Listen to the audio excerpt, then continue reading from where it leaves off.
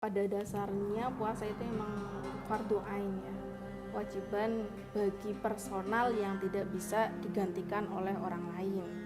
Sudah dikenakan kewajiban berpuasa ya ada problema-problema mengenai pada saat Ramadan ini yang terlampaui ternyata masih ada hutang, itu semuanya pasti bisa mengalami, misalnya haid ya, nggak hanya Gen Z ya, ibu-ibu yang haid juga mengalami, orang yang sakit.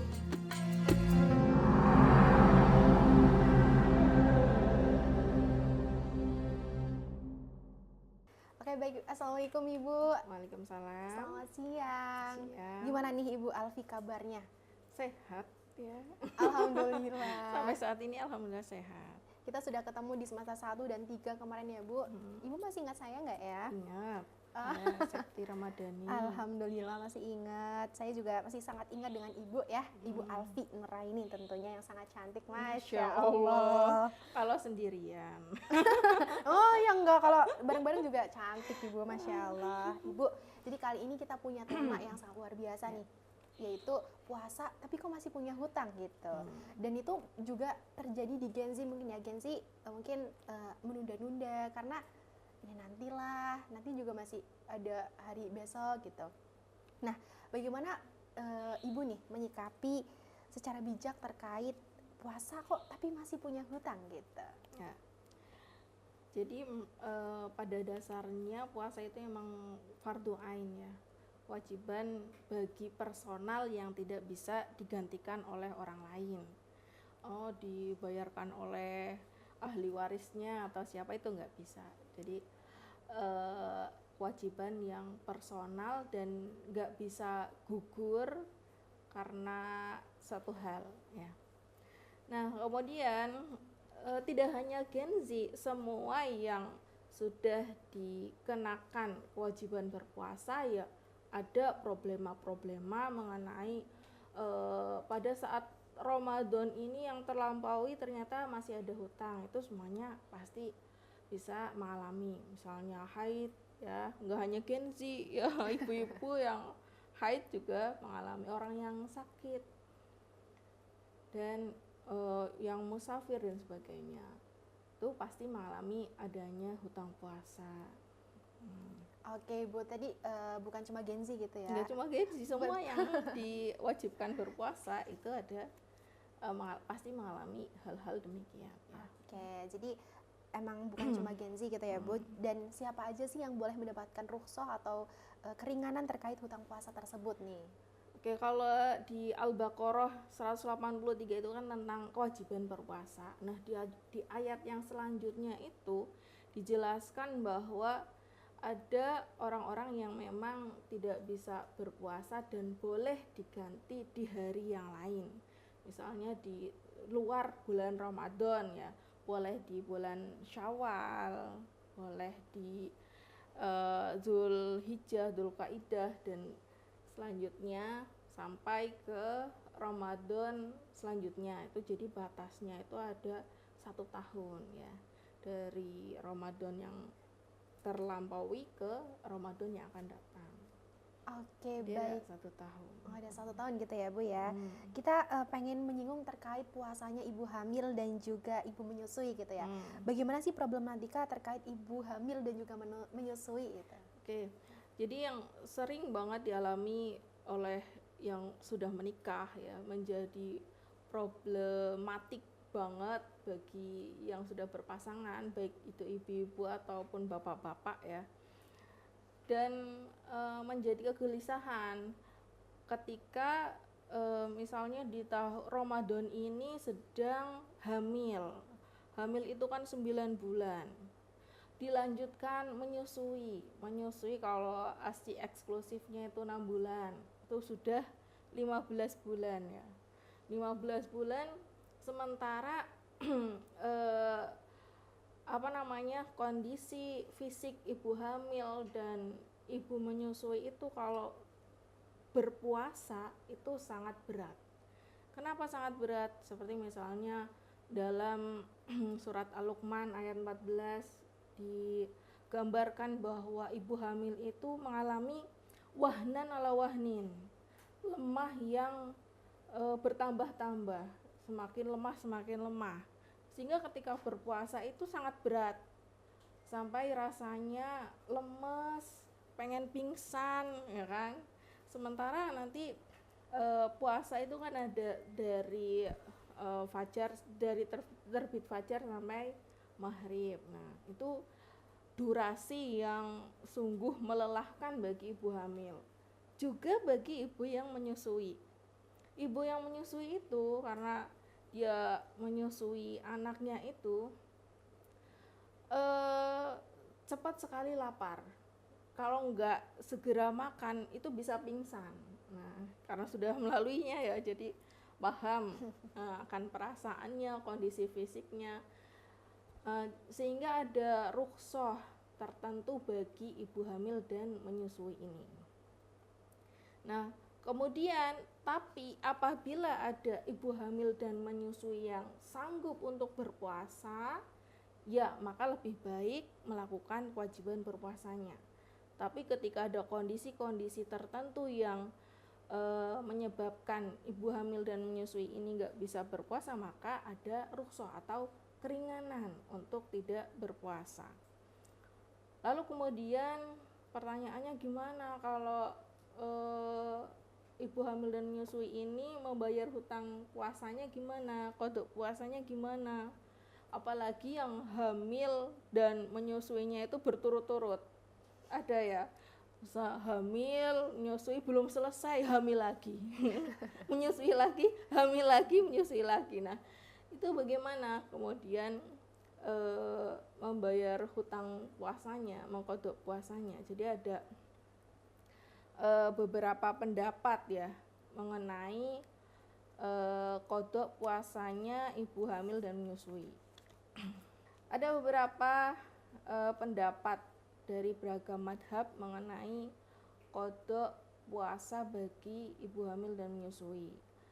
Ada dari madhab Hanafi misalnya, bahwa ibu hamil dan menyusui ini hanya wajib mengqada saja, tidak usah membayar fidyah, baik itu karena takut akan dirinya sendiri maupun takut akan anaknya.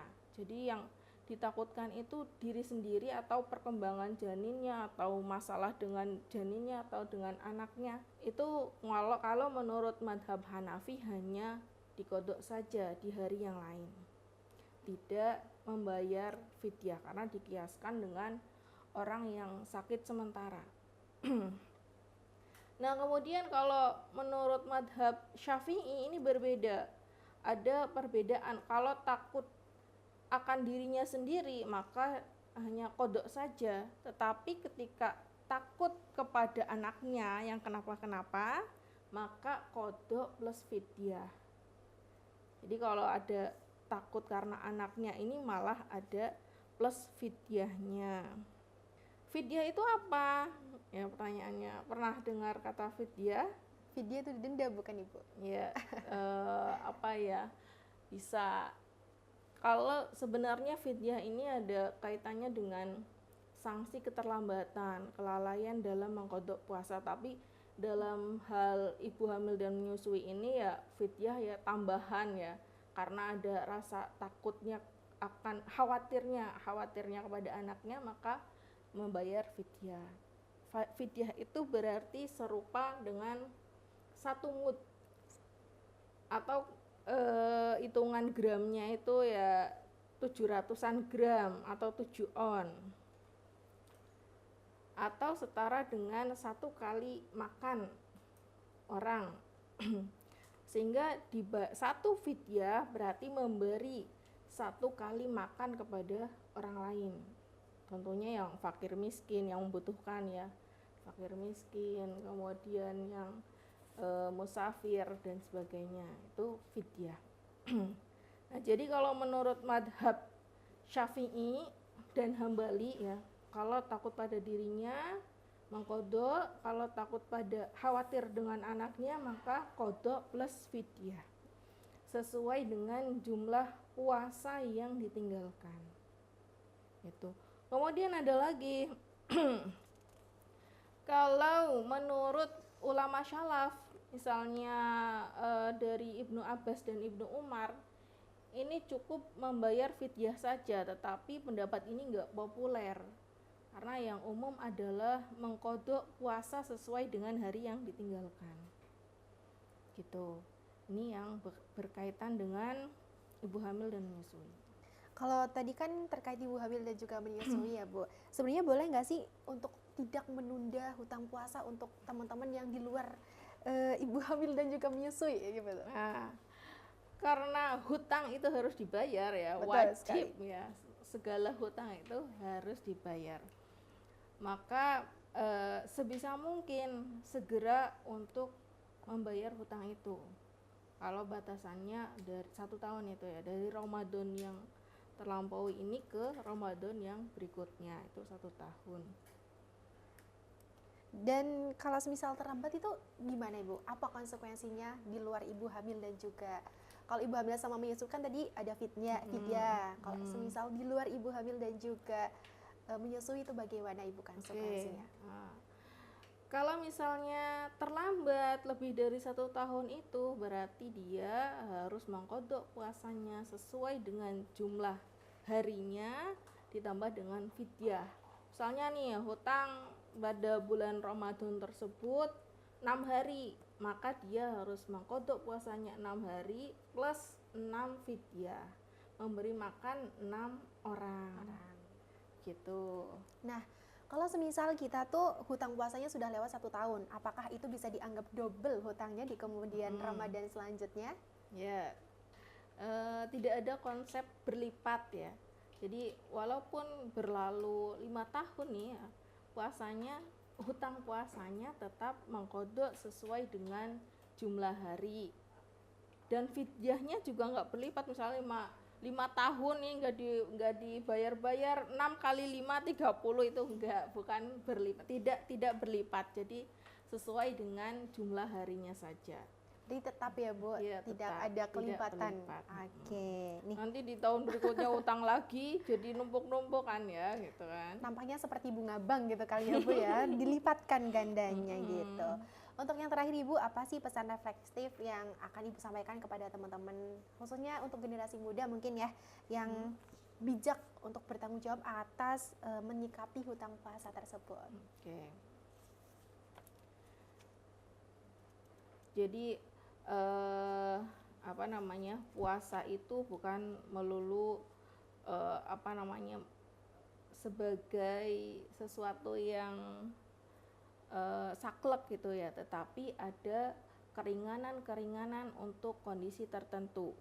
Misalnya ada halangan yang bisa hilang, ada halangan yang tidak bisa hilang, ada uzur yang bisa hilang, ada uzur yang tidak bisa hilang.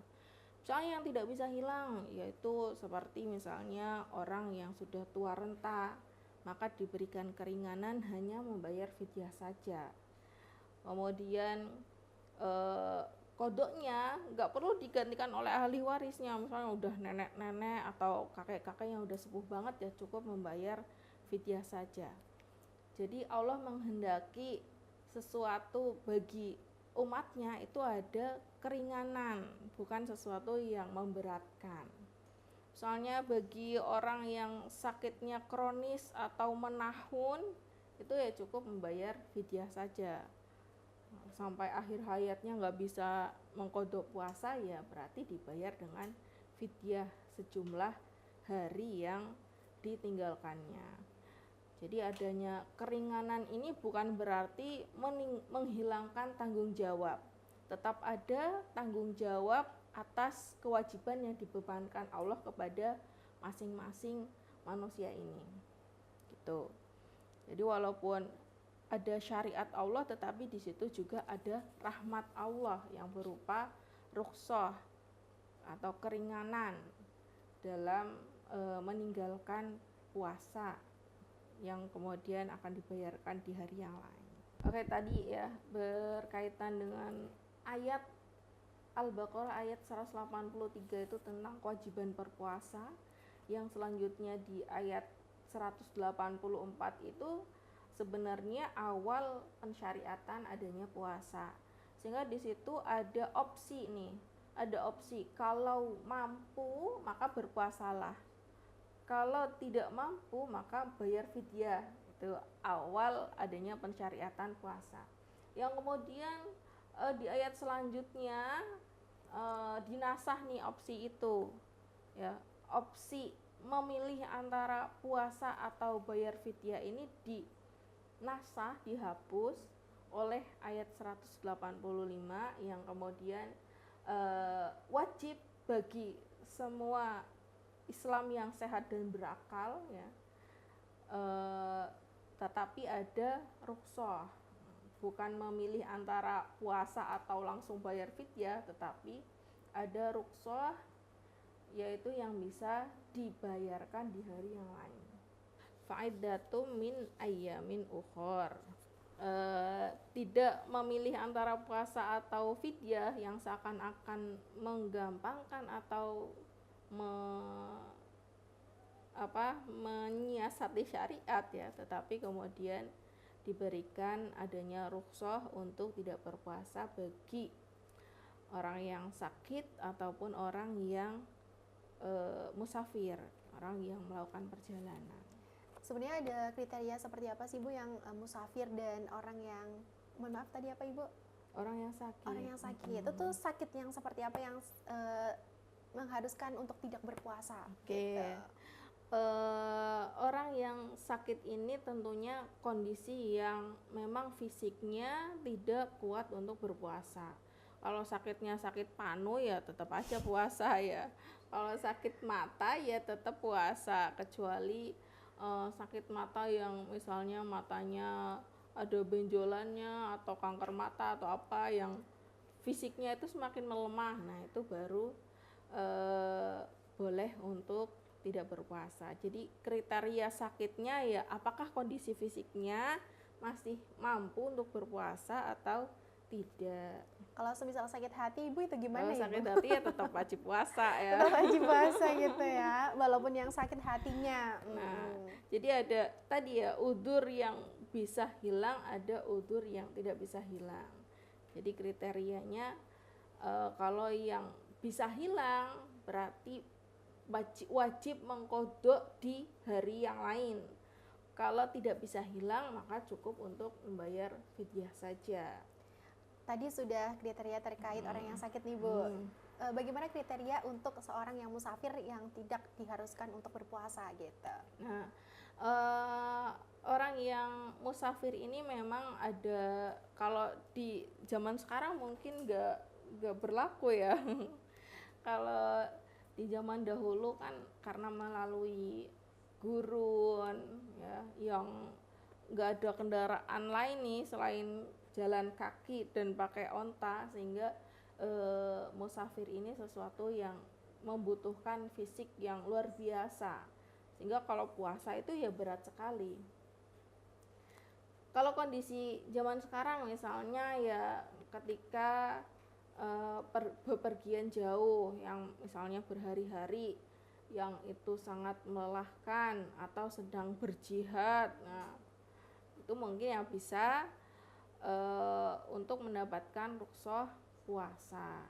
Ada seberapa jauh kilometernya nggak sih Bu? Kayak misal 70 kilo gitu-gitu. Nah, itu hanya bagi sholat, ya. Oh, bagi Kan, sholat. kalau sholat kan sehari 5 kali, kalau puasa kan 1 hari full. Nah, beda, ya, beda dalam hal tata cara ibadahnya itu berbeda. Jadi kalau untuk jaraknya itu hanya untuk yang sholat saja.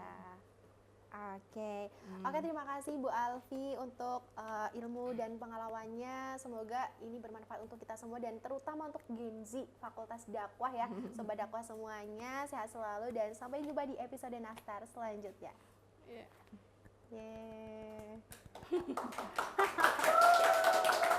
Padahal saya udah nyiapin pantun loh ini. Sebelum closing ini ada pantun dari Ibu. Ya, ada Cakep. pantun nih. Oh, belum Nanti ya? Cakep ya. Belum ya, tapi udah cakep, Masya Allah. Nah, ini yang hadir di sini boleh bilang cakep ya. Oke, siap-siap. Pergi berlayar membawa bekal. Cakep. Singgah sebentar di tepi dermaga. Cakep. Puasa wajib bagi yang sehat dan berakal. Cakep. Rukhsah hadir saat udzur menjaga jiwa raga. Masya Allah. Aku udah nggak perlu closing lagi? Ada 3 loh ini loh. Semuanya aja, Bu. Ya, sok. Burung nuri terbang ke seberang. Cakep. Hinggap sejenak di dan cemara. Cakep. Allah mudahkan hambanya yang terhalang. Cakep. Puasa ditunda, kodok tetap dijaga. Masya Allah, cakep. Satu lagi, Bu, silakan. Satu lagi ya. Ke pasar pagi membeli kurma. Cakep. Tak lupa air pelepas dahaga. Cakep. Islam itu mudah, penuh rahmatnya. Cakep. Rukhsah puasa, bukti kasihnya. Masya Allah. Oke, Masya Allah sekali untuk pantunnya Ibu, closing statement yang sangat luar biasa sekali. Saya juga tersepona dengan kecakapannya Ibu, Masya Allah. Oke, mungkin terima kasih Sobat Dakwah semuanya. Terima kasih Ibu Alfi yang sudah menyempatkan waktu. Semoga ini bermanfaat untuk kita semuanya. Dan Amin. sampai jumpa di episode Nastar selanjutnya. Terima kasih.